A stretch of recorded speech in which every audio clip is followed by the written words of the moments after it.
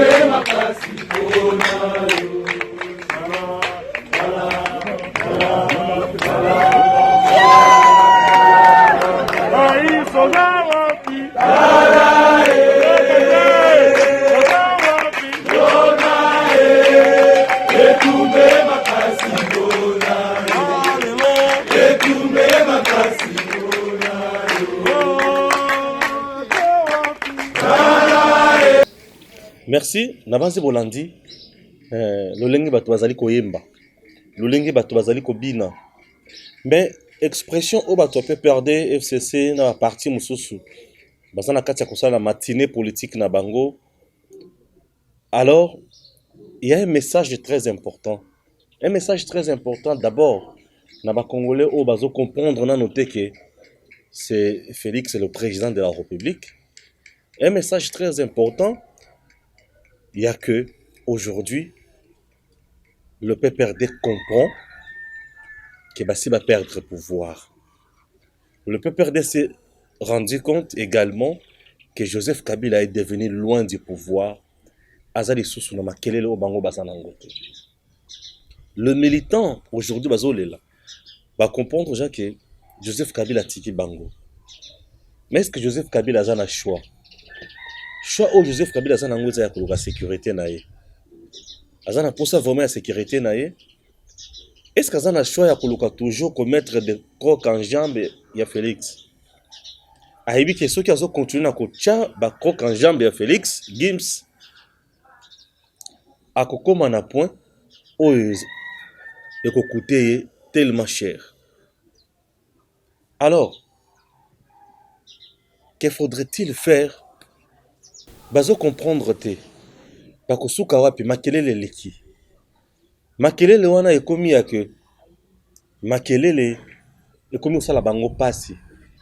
Le vrai problème aujourd'hui ya PPRD FCC ezali ezali que ba gérer mboka na frustration ebele ya bato. Ba gérer mboka na intimidation mingi. Ba gérer mboka na oyo tobengi batiweri mingi. Ba gérer mboka na violation ya ba droit de l'homme mingi. Ba gérer aki mboka na nko bandeko. PPRD pleure aujourd'hui Kabila azonga ayoka atala amona. Akosala nini? Akosala nini puisque aujourd'hui il y a de gauche à droite ba mandat ba plainte zoya contre Joseph Kabila. Pour na ba crime selon bato wana oyo asalaki na mboka na biso. Ba ONG kili ba plainte contre toujours ba crime contre l'humanité. Oh Joseph Kabila asali na pour na ba ONG wana. Il y a des plaintes wana Oh, récemment, il y a l'avocat canadien, crime contre l'humanité. Il y a Mukuna Awa, crime contre l'humanité. Aujourd'hui, il y a Ndekonabiso ya Bukavu avec maître Jean-Claude Katende, crime contre l'humanité. Ba plainte eleki. Boye bisanga shiko. Tango pe perdu azo benga Kabila ya atala amona. Atala amona souffrance ya peuple, amona souffrance na bango, amona bango ndenge bazo kende na kolimo ou soit amona mboka kende ezoke na kokufa. Mboka Joseph Kabila tiki yango na niveau nini? Na niveau ya pasi. Sur le plan diplomatique, ces pays n'avaient plus battu à coopérer na bango. La RDC sous Joseph Kabila a coopéré avec les individus. Moi, je suis un bon boye, les Libanais, les Chinois, les Indiens, et les Pessi, les faveur, les Nambo Canabiso, les boutiques na bango commercial, bango se retrouver, les banque na bango, les magasins, les restaurants, bango se retrouver. Population congolaise, ils ont battu au bango, ils ont restaurant à minene. Mais clic wana ba pesa batukaka wana basala makambo na bango wana. Ce sont des choses où elelo la kisike ezalaki une très mauvaise gestion. Pe perdre temps bazolela Kabila azonga. Aya kotala amona nini. Insécurité banda Joseph Kabila azaki na pouvoir et ozalaka kala mboka na biso. Il a été incapable de mettre fin à l'insécurité. Au contraire, lui a fait le pire. Na makambo ya trouver solution na makambo ya insécurité na mboka na biso. Le régime Kabila a fait pire. Pire pourquoi? Ce qui est très pire, j'ai dit pire. Pas pur, mais pire. Il a fait le pire.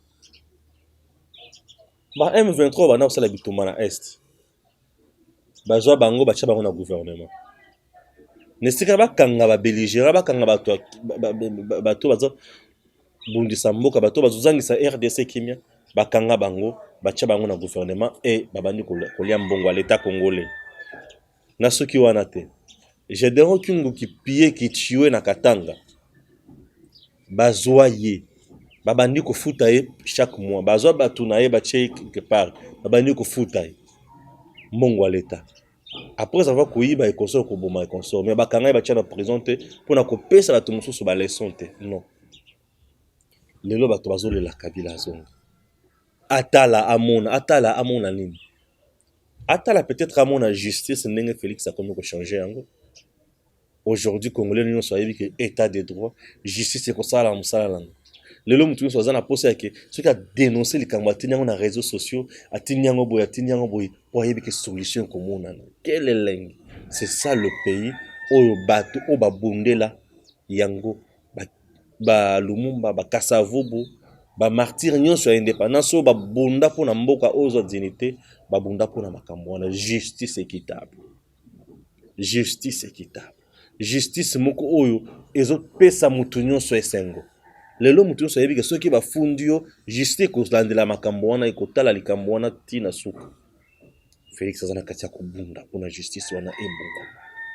Et comme justice kitoko et élever nation na biso mboka na biso ezwa image na dignité ya kitoko. Chers Congolais, baleli balobi Joseph Kabila altala amona ndenge bali komona pasi. Bazali komona pasi poete bazalaki bato bana ko s'enrichir illicitement.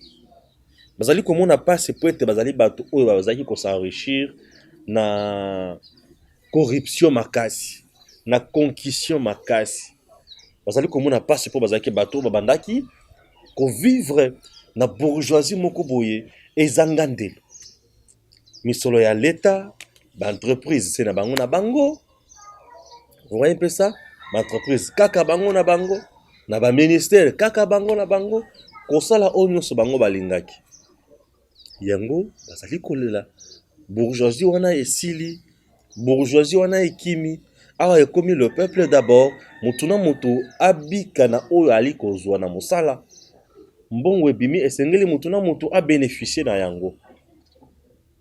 Le partage équitable ya bomengo ya mboka na biso ezali même inscrit na constitution. Mais est-ce que Namboko, Bomengo, et ça qui partagé équitablement? Non. Non.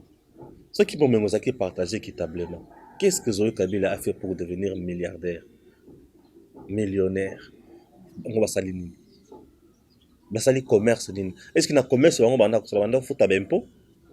Est-ce que banda kufuta douane? Na mituka o bango banda kotisa na bango banda kufuta ba douane? Bilanga o bango basali sali bazo bafuti basomi mabele wana epai ya nani? Botel banda kwa menene bango batongi. Bazui droit de bâture epai ya nani? Bespace o bango bazui zui wana bapesi mbongo na nani? L'État congolais azwaka impôt na biloko na bango nyonso. Est-ce que bafutaka vraiment bempo comme il se doit que eza bisika ya l'État? Est-ce qu'ils le font? Bango bakomi ba riche lelo. Qu'est-ce qu'ils ont fait? Bazana babato, bazana hotel ya minene, ba plaque kutu ya immatriculation eza na ba compte na bango. Mbongo o bato bafutaka pona go pass na aéroport international ya Njili. Bazana ba part makambo nyonso wana. Bozali kolela azonga pona mboka na biso ekende liboso to échanger. Na jekamini na bisika ebele na ba entreprise ba bloc ba carré minière et consort. Ebele ça na compte na bango na ba compte ba libanais, ba compte ba chinois, bendien, les congolais oyo congolais landa azane le côté. Comment vous voulez bino bovandi bozo de laquelle Mutuana atala po asala nini? Rébellion? To asala nini? Et c'est qui s'engaille. Tout solo quand même, hein? Na solo lango pesa na mutema nyonso kokita. Na kima nyonso. Pona olakisa bino ke. Tozana ba congolais on ba comprendre te. Pe tozana ba congolais ba comprendre. Ba congolais bazo comprendre bazo loka changement ya na mboka na biso. Social ya ba congolais ebongo na bandeko. Ba parents congolais va souffrir. Ba parents congolais va souffrir. Ba souffrir. Sous régime de Joseph Kabila, o bazoloka atala amona aya kosala nini. Ba parents congolais va souffrir. Mon tazo travailler, aza incapable ya kofuta ndako comme il se doit. Ndako za $70, eza $100. Aza na bana soki 6, soki 7. Mba futa ka 120,000 francs. Ako futela ndako wana ndenge nini. Akosombela bana bilamba ndenge nini. Ye moko kosomba sapato na lokolo na ye ya ndenge nini. Akolata veste nini. Akosomba mutuka mokolo nini. Bandeko. Akosomba lupango mokolo nini. Akosombela mwasi elamba ya malonga mokolo nini. Makambo nyonso wana esalemi na mboka na biso. Bato bazali abandonner leur triste sort. Basia ba militaire congolais baza na nini. Metala madame Olivlène azomata azokita azotonga ba hôpitaux azotonga ba centre azopesa bato bambongo ye asalaka nini. Abanda ko travailler na ministère nini. Budget oyo abanda ko salela ki budget nini. Ti lelo mbongo ya salaka zaka budget nini. Bazaka bato mbongo ebele. Mais qu'est-ce que eux ont fait pour le peuple congolais?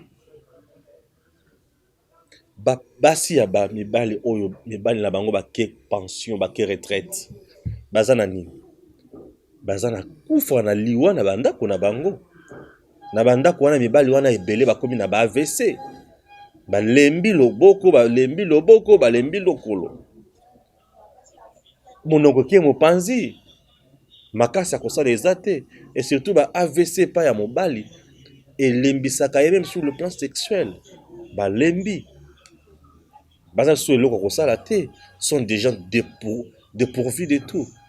Mais retraite à Joseph Kabila, il touche chaque mois $670,000 pour l'année, une affaire de plus de 8 millions de dollars américains. Azo Salate. Entre-temps, il est sénateur à vie. Bazo fout les sous chaque mois. Tout ça. Et ça qui makambo au régime au ben mena kuna baninga na bango na Assemblée nationale bazwa mobeko wana pour na mettre en place pour na bas sécuriser ba pesa mutu oya pesi bango bomengo oya pesi bango tricherie oya pesi bango enrichissement illicite oya pesi bango corruption oya pesi bango nyonso bango bazaki na posa bourgeoisie ba chaye ba tombola ba loba ke yonde ozali roi umela lia tiliwa na yo po yo pe opesi biso tolie tiliwa bandeko toloba lisusu ne peut comprendre eza makambo mosusu ntango toloba tozo s'acharner sur bato te bandeko tozo sala NT ni moins chasse à l'homme mais tozo na posa bato ba comprendre makelele ya makambo neti ya babétise lolengi wana ezalaka na mato ya bakongolais te. C'est très important, très important. Et cette loi sur les anciens chefs de l'État kopesa bango ba passion ya boye mbongo ya boye, c'est injuste. Ezali kokabola bomengo ndenge moko na bakongolais te. C'est injuste, ça c'est criminel. C'est injuste, c'est injuste, c'est injuste. Tout le monde a travaillé pour ce pays à son niveau. Okoyebi sanga soda wa banda okende na bitumba wana. Basa sezobeta makwaka ya sali musala te. Vie na ezaki en danger te. Ça c'est ça. Okoyebi sanga ke komanda ya masuwa na mai azokumba masuwa na kati ya ebale neti fleuve wana. Fleuve Congo na bisika eza navigable ezali na profondeur ya 220 mètres. 220 mètres. Tala 220 mètres. Place fleuve Congo eza navigable 220 mètres. Eza distance nini? Eza mozindo nini 220 mètres. Mais eza na mutu moko aza wana commandant de bord azokumba masuwa amemi bato. Mutu wana ye asali mosala ya pasi te. Isifi masuwa esala moke akufi. Bongo na mutu ya vandaki. Bakengeli na basoda. Azotambola na jeep blindé. Azolia ndenge alingi. Mutu kana carburant biloko nyonso. Aza na nyonso. Mutu wana azalaki mutu apasi to azaki mutu esengo. Azalaki nani? Bandeko. On se retrouve. Est-ce que azalaki mutu ya ndenge nini? Bandeko. Est-ce que tozo comprendre na makambo tozo? To comprendre makambo tozo sala? Pourquoi tozo comprendre makambo tozo sala te? Pourquoi makambo na mboka na biso bakonzi mususu bazo comprendre te? Ce qui est vrai ezali ya ke mboka oyo sengeli changer. Eza bato mosusu ke balao ki petinanga. Gims bato mosusu ke balao ki za so. To ache volume tina ça. Alors donc Joseph Nemutu yasalaki musala ya makasi koleka bato nyonso. Il était président, oui. Il a un privilège belé. Pour nous un salaire na ene sika bachango 670 000 francs congolais dollars. Bachango à 50 000 dollars. C'est tout à fait normal, c'est honorable. Parce que ça déjà la pension. Azo servir sur son mboka na likamoni. Pour il faut mboka ebanda kubimisa kaka mbongo ebele bongo. C'est méchant tout ça là. Et ça méchanceté. Azonga lisusu po ya kosala nyama ya kochela isi kwa koma na 1 million par mois. Atabilo moko. Yé aza la pension pour asalaki. Ba parents vanda ko travailler na fonction publique. Na condition ya pasi, musu bazo beta makolo. Musu bazo kota ba 207 pembeni ba kufa bango ba na sala musala te. Bango ba servir mboka te. Vous pensez que bango ba servir mboka te? Yé kaka ni mutu a servir, yé ni mutu pesa salelo kwa mutu ya. Entre-temps, pendant le règne il y a eu beaucoup de tueries, il y a eu beaucoup de massacres, il y a eu des vols, il y a eu des détournements et le pays est par terre. Mais dis-moi, à un pouvoir, un privilège, il y a cause de nyonso. Il faut pas changer. Il faut pas changer. Non, non, non. Ça c'est méchant. Et il faut changer, puisque ce sont les acolytes qui vont bien mener il faut changer. Il faut solution monana. Ce n'est pas uniquement pour Naye, mais pour l'ancien président de la République Nyonso. C'est beaucoup d'argent. Aujourd'hui, mboka na biso ezo defa mbongo pona kofuta bato. Mais entre temps, nao ba defa ki wana. Bozu 670 000 dollars bo pesi moto. Ah! Te? Ça c'est un sujet où on a lobela. Tongo me dit pour. Il faut pas changer. Il faut pas changer. Ce n'est pas normal. Ça ce n'est pas normal, c'est antisocial. C'est trop criminel ça. Alors, bato ce que baso le la zone. Pour être salani. Pour atala amona asalani. Non, il faut que limbisa bino. Po makambozo lukabo bo sala isa yango. Donc toko lutter tongo me dit pourquoi pour la likambo na ici. Et sengeli ba revoir salaire wana c'est beaucoup trop. C'est beaucoup trop. Non, c'est beaucoup. Même pas 100 000, même pas 200 000, 670 000. Ah! Et puis les bons sur base yanini. Ata kolanga ngo miliki bato ba langwa ki miliki. C'est une loi antisociale. C'est une loi qui ne donne pas ces pays, qui ne donne pas privilège na mboka oyo avancé. Loi wana esengeli ko revoir yango. Cour constitutionnelle il faut revoir loi wana. Oui, il faut revoir encore. Il faut battre la makamosu. Il faut que la part dans nos revenus nabiso. Nous produisons combien? On produit quoi chaque jour, chaque année, chaque mois? On produit quoi? Population à un niveau de vie nini pour na coacher la montomoko mbongo ebele bongo. Tout bazo diriger pour na bisoté et pour na bangote. Bazo diriger mboka o et pour na biso. Moto tinda ki moto comme président de la République azate. Moto yemoko na zoka décision a comme président de la République. Et li lo batiki na décision na yo comme président de la République. Il faut sikoyo mboka ye comme siko esclave na yo. Pour aujourd'hui la RDC est devenue esclave à Joseph Kabila. Production non so revenu non so qui ne kake pas na ye. Atabino moko. Et ko simba. Te likamwane fossile. Laïque CLC Nanzela lelo batamboli CLC a telemeli makambo CLC a telemeli nini a telemeli makambo ya Ronsard Malonda pe a telemeli makambo ya la loi Minako. Mais jusqu'aujourd'hui comme manifestation de bino za malamu c'est bien, mais le président déjà a résolu ce dossier là non a déjà dossier ya Malonda a zongi l'Assemblée nationale a lobby pas question. Il faut qu'on s'insucie Salem. Donc, il faut que la ministre au Isaïe baban de la élection. Baban de la élection, il y a président, il y a Séni.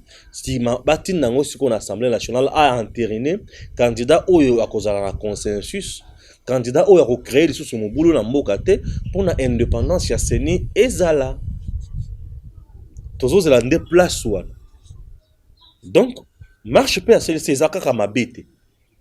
Et ça comme bête pourquoi puisque c'est une pression de plus pour la élection et ça les ma pour la candidat oyo batunyo so ba ko sepela na ye oyo akozala malamu pour na seni et non tout le monde kaka makambo oyo zo la tina te wana e ko simbati bande ko balandi mboka na biso esengeli ba pression lokola oyo ezala pression oyo batu il faut basala siko basala ba marche ya minene ezali ya kosenga mbongo ya Kabila wana ekita eza ebele mboka na biso tuuti kosala ba 3 mois 4 mois pour bafuta bato ça demander aide ya Banque mondiale FMI et consort. Mais comment vous imaginez que motuye moko oyo azo coûter très cher na mboka ye continuer kofuta mbongo ebele bongo au détriment ya ba congolais nyonso.